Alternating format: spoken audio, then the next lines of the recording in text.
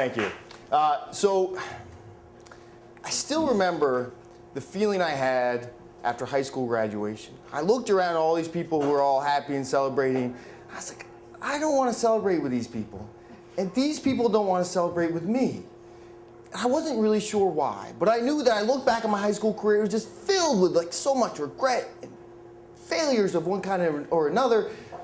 And I really wasn't sure what I was going to do about it. But I was taking a year off before I went to college, and the first thing up was 6 weeks in New Zealand. So 6 weeks in New Zealand, I'm 18 years old, freaking fantastic. So I get my new backpack, I'm going to New Zealand so I can speak English and so I can ski, and that's all I care about, right? I can talk to people and I can ski.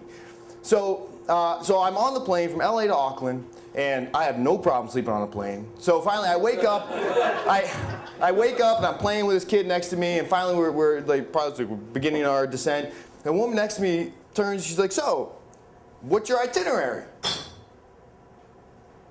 It's a good question. I had no answer.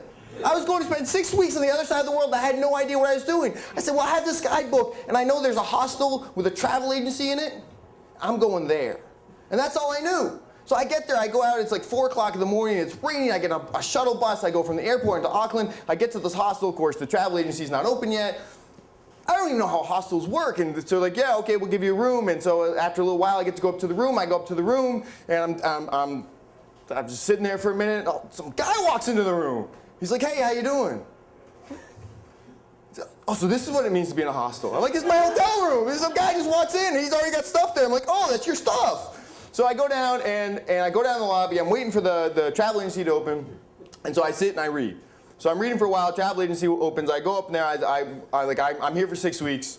What do I do? She goes, well, people in New Zealand are very nice. Like, well, a lot of people do these bus tours. So the idea is you buy a ticket, you get on the bus will make you a reservation at some accommodation, and book you like reservations for cool things to do, whatever. Like, that sounds pretty good. And you can get off the bus and like call up, take another bus next week, whatever. So you can like stretch it out. You can do it in like 2 weeks or 6 weeks. So that sounds pretty good. So we got two popular ones. One, they go to museums, couples, families. Okay, that sounds pretty good. The other one is for a younger crowd. I think she actually called it the party bus. So for example, right, of all the cool cultural things you could do in New Zealand, one of their stops is in the middle of nowhere at a campground in the middle of the wintertime. The highlight of the trip is the number of kegs they bought. So this is what she's trying to communicate to me. I'm like, oh, well, I'm 18, I'm in New Zealand, I'm talking about drinking lots of beer, but that's not really me. So I had to leave. I go back out to the lobby, I thought about it for a while, finally, like, you know what? This is part of what my problem was. Give me a ticket for the party bus.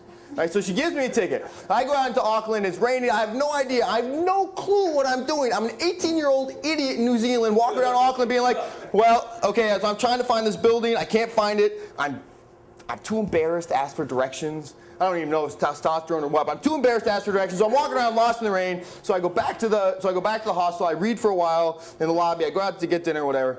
So next day, we're going from Auckland to Rotorua, and we're going blackwater rafting. Which sounds badass. I have no idea what it is, but that's part of the deal. They make you a reservation. So we get off the bus from Rotorua, and the bus driver goes in. He's like saying we're there. They're getting our wetsuits ready and everything for blackwater rafting. And I see these, red-haired Irish lasses who are on the bus with me. Well, I'm going to do it, right? So I go up to them and I go, hey, how you doing? I'm Jake. And they turn and they look at me. We know who you are. Oh, all right. Right, they know who I am. And then right after that, you're the bookworm. What? It's like, I just traveled to the other side of the planet. And in less than 24 hours, I got the same stamp that I just run away from. And these people, they were being very nice. But they'd see me reading the lobby. They assumed I spent the whole day in the lobby just reading, which was all close to true. I was devastated. I'm like, wait, I'm supposed to be challenging myself. Here I am, I'm talking to these girls. You're the bookworm, how do you know? Right? I don't know a soul in this country, and here they are, 24 hours, been pegged with that label. I didn't know what to do. So we went blackwater rafting, and it occurred to me later. Like, yeah, Right, that whole year off, man, I found out so much stuff. And one of the things I found out is it doesn't matter where I go. I'm still going to be a stinking bookworm. And that's all right. Right? So there's some parts of us we might want to change and challenge and grow, and there's some parts of us, God, we just can't escape. But that's okay too.